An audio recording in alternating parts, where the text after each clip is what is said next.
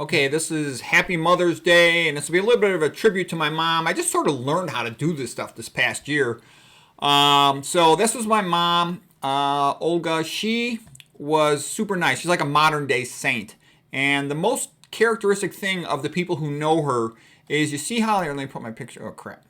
I'm trying to move one picture, not the other. Trying to get myself out of here. But anyways, the most characteristic thing of the people who knew her was she was always joking around and funny. And here's one of the grandchildren. She actually helped take care of this baby when this baby was sick and young. This is one of the babies that she helped take care of. Everybody was always laughing when my mom was around. She was always cracking jokes. And the way this baby's kind of laughing in delight, that was what it was like hanging around my mom. She's like a modern day saint and a comedian combined into one. Now here's the family story going back. The grandfather, my mom's dad, was this guy. And he was known as a genius. He was known as the genius of the island of Puerto Rico, the smartest man in all of Puerto Rico. He's fluent in 6 languages. He was a merchant marine captain who sailed all over the place. Here's my mom's mother. And, you know, she's older in this picture than he is in this picture.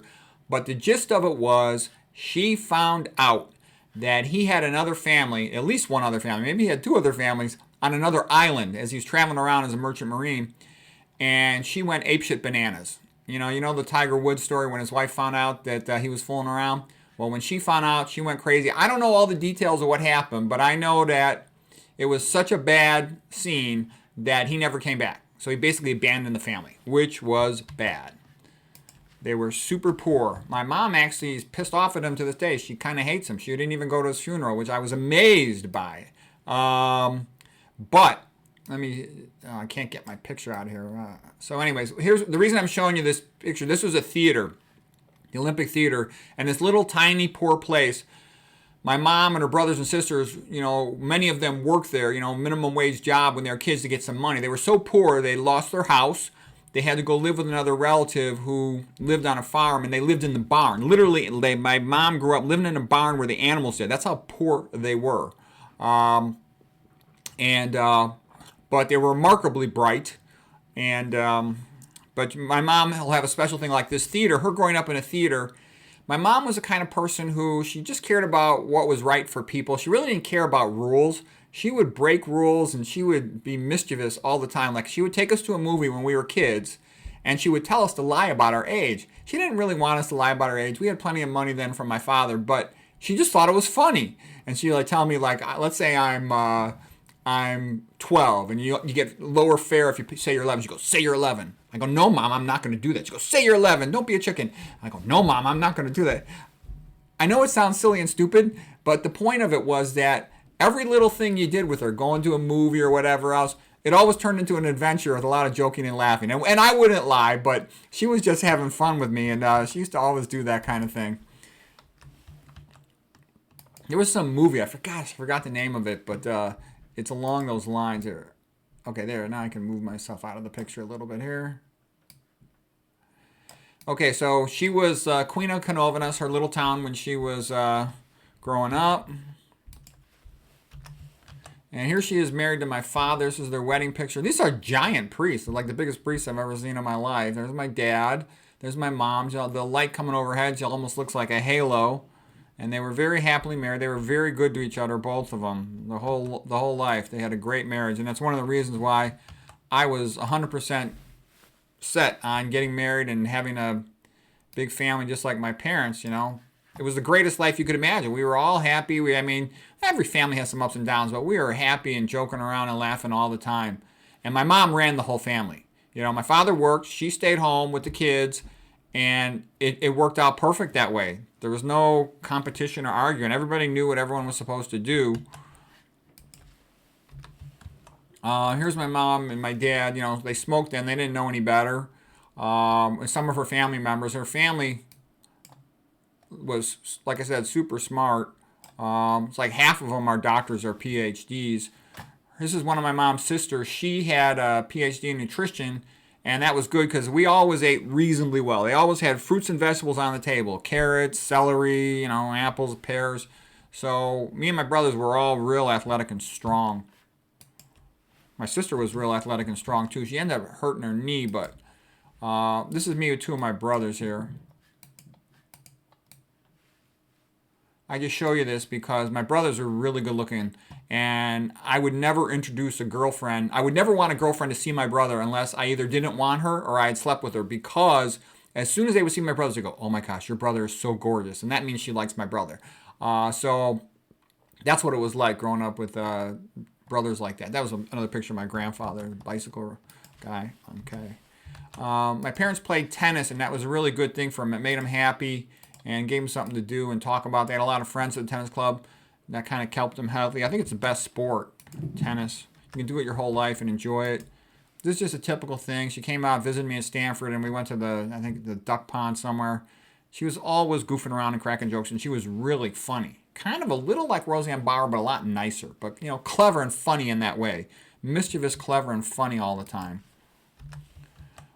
Here's a typical thing she'd always do. She was always adopting people. This is one of our cousins, and this is the son of her sister. My mom's sister, Irma, was married. She was a really brilliant lady. She's like teaching physics at the college when she's in her early 20s.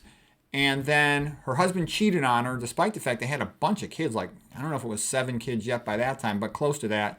And so this is one of her sons, and that's my older brother. That's me on the horse. And she just adopted him as long as he wanted. He lived with us and like an older brother. And whenever people had problems, any friends of the family, sometimes even my dad's patients, if there was a problem, as long as people wanted, they'd always just live at our house. So we a lot of times had other people living at our house. These are some girls that lived at our house for a while. My mom would just adopt them. And there was other girls too. I don't even know their pictures. And she was more of a friend, and she later was very close to my friend, my brother, of course. But the reason I show you this is that's what my mom was like. She says, you need a place to stay, you stay at our house. And people could stay at our house for a day, a week, a month, a year, 2 years, 3 years, whatever was necessary, she would do it. That's what I meant by she would always just do whatever was right for people. We had one of our relatives that had a problem with alcoholism. My mom just brought her to our house, detoxified her. My dad was in charge of an alcohol and drug detox. He's a psychiatrist guy. But my mom would run it. They'd be in our house. My mom would just do it for free for friends, family, relatives. That's what it was like. And that was a good way to be. She was always doing right by people. And then again, here's one of our family reunion pictures with some of the family members. Like I said, half of the people in this picture are, MDs or PhDs. They're real smart. So that's why I always think it's funny. Like people say, oh, you're Puerto Rican, or they think you're stupid or something. You would be surprised, okay? I laugh too when people sometimes say stuff like that to me. Like when I first started my residency at Northwestern, one of the attendings goes, oh, our first Puerto Rican resident. He goes, I better watch my hubcaps in the parking lot. And I just laughed. I was like, I'm going to be the smartest resident in this entire program of any age, maybe ever, that attended the place. You just wait. So I always thought that was funny. But anyways, her family's super nice. I wish we lived next to Puerto Rico. I wish I lived there. It's all warm and nice, and they're real nice. The Puerto Ricans are smarter than the Irish in my family, but the Irish are more bookish, more literary. They just sort of want to get a job and work, whereas the Irish like to talk and fuss a lot more about books and stuff. These are just some of the things my mom used to do. She was like on all this, like board of directors of an orphanage, minister of care with the church, tour guide in the Art Institute, Frank Lloyd Wright Studio. She's like champion of doubles at the tennis club. She ran the whole family. She made everybody get along, and she'd make everybody get together.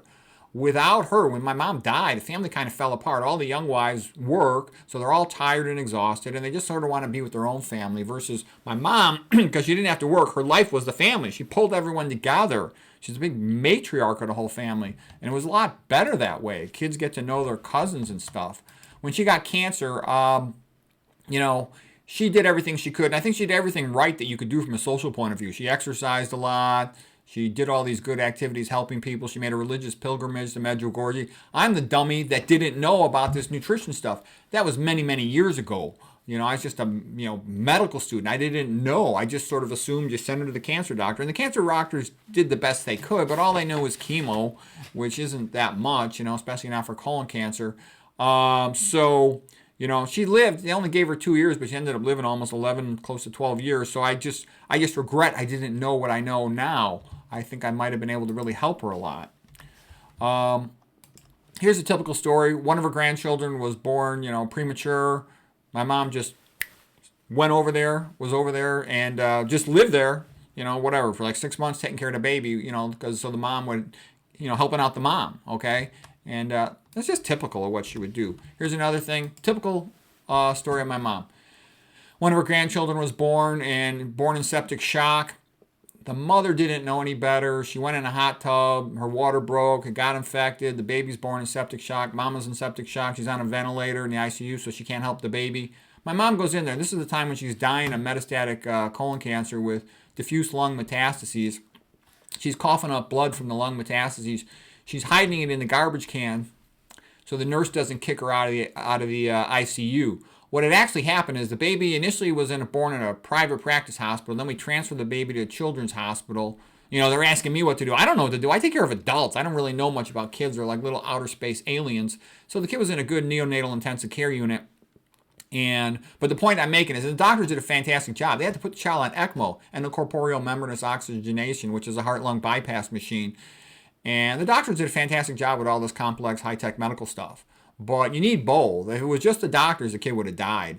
If it was just my mom alone, the kid would have died. You need both. And so what my mom did was, she had her statue of St. Jude. She's very religious. She's super religious. And that's one of the reasons why I'm so impressed by religion. I saw what it did to my mom. She had energy levels off the charts. And she was the nicest person you'd ever meet. She was a saint in the modern terms.